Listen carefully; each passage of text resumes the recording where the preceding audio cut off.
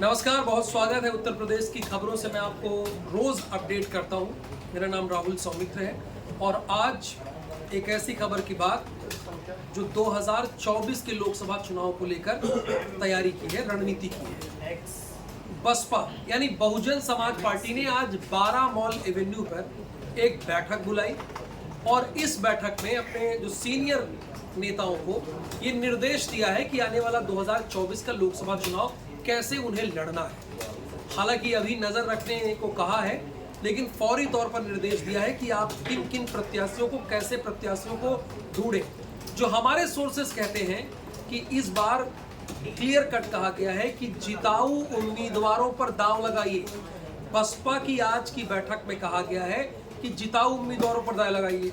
एक और दूसरी चीज, बसपा की सुप्रीमो आकाश आनंद जो उनके भतीजे हैं, आज उन्होंने इस बैठक में उन्हें आशीर्वाद दिया, वो भी बैठक में मौजूद थे। इसके पहले कोऑर्डिनेटर की जिम्मेदारी पंजाब इलेक्शन में इन्होंने निभाई है आकाश आनंद ने, और दूसरे राज्यों में भी इन्होंने निभाई है, लगातार सक्रिय हैं और अभी भीम आर्मी के चीफ चंद्रशेखर पर इन्होंने कड़ा प्रहार भी किया था।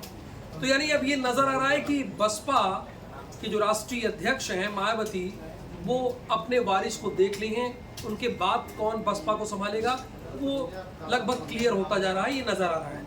लेकिन सबसे बड़ी खबर और अहम खबर ये है कि बसपा लोकसभा चुनाव अकेले अपने दम पर लड़ने जा रही है, किसी से कोई गठबंधन नहीं कर रही है। जो आज की बैठक में हुआ है 12 मॉल एवेन्यू रोड, यानी जो इनका प्रदेश कार्यालय है, वहां से ये क्लियर है कि ये फिलहाल किसी के साथ गठबंधन नहीं करने जा रही है, अकेले ही चुनाव लड़ने जा रही है। अच्छा, बसपा के पास चैलेंज क्या है? बसपा के पास चैलेंज ये है कि 2019 में जब ये वोट मांगने गई थी तो उनके साथ अखिलेश यादव हुआ करते थे, समाजवादी पार्टी का साथ हुआ करता था, साइकिल हुआ करती थी, लेकिन इस बार वो अकेले हैं। उन्होंने कहा कि सपा का वोट उन्हें मिला नहीं, इसलिए उन्होंने गठबंधन को तोड़ दिया। दिल्ली से उन्होंने गठबंधन के तोड़ने का ऐलान किया था। तो चैलेंज ये है कि इनके पिछले लोकसभा चुनाव में 10 सांसद जीते और उसके पहला मामला शून्य बटे सन्नाटा का था। अगर 2014 का इतिहास खंगालेंगे तो बसपा के 0 सांसद हुआ करते थे। 2019 में जब सपा से गठबंधन किया तो ये आंकड़ा 10 हो गया। अब ये इनके पास चैलेंज है कि कम से कम उन 10 को तो बरकरार रखा जाए जो सपा के साथ मिलकर इन्होंने चुनाव लड़कर जीते थे।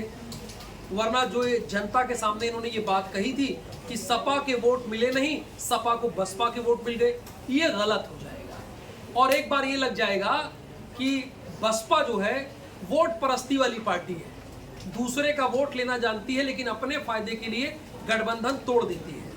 तो फाइनली आज की इस बैठक में मायावती ने निर्देश ये दिया है कि ढूंढिए जिताऊ कैंडिडेट को, जिनमें दम हो, जो चुनाव जीत सके लोकसभा का। अब प्रोफाइल के चक्कर में मत पड़िएगा, यानी जिताऊ कैंडिडेट को ढूंढिए। तो आज की बड़ी खबर यही है कि मायावती ने लोकसभा के चुनाव की तैयारी करना शुरू कर दी है। लेकिन एक हकीकत ये भी है, अगर 2022 के विधानसभा चुनाव को देखिए तो जहां पर 403 विधानसभा सीट हो, वहां पर आप इतनी बड़ी पार्टी और आपके काडर वोट, लेकिन सीट कितनी? एक सीट, वो भी अपने दम पर जीता हुआ विधायक। और पश्चिमी उत्तर प्रदेश से लेकर पूर्वांचल में इस बात की चर्चा है कि 22 के विधानसभा इलेक्शन में मायावती भारतीय जनता पार्टी के दबाव में, भारतीय जनता पार्टी के इशारे में, भारतीय जनता पार्टी जैसा जैसा कह रही थी वो कर रही थी, ऐसा राजनीतिक गलियारों में चर्चा है। और समय समय पर राजनेता ये बात कहते रहे हैं, चाहे पश्चिमी उत्तर प्रदेश की बात आप कर लीजिए, क्योंकि पश्चिमी उत्तर प्रदेश बसपा का गढ़ रहा करता था, या फिर आप पूर्वांचल के नेताओं की बात कर लीजिए, वो लोग कहते थे, ग्राउंड पर ये बात कहते थे, और समाजवादी पार्टी के सीनियर लीडर भी ये बात कहते थे। तो अब चैलेंज है, चुनौती है कि एक खबर इसमें यह है कि बसपा की मायावती ने अपने वारिस को तलाश लिया है, एक बात। और दूसरी बात यह है कि बसपा जिताऊ कैंडिडेट को ढूंढ रही है, जो चुनाव जीत सकेगा उसी को टिकट मिलेगा। बहुत धन्यवाद, नमस्कार।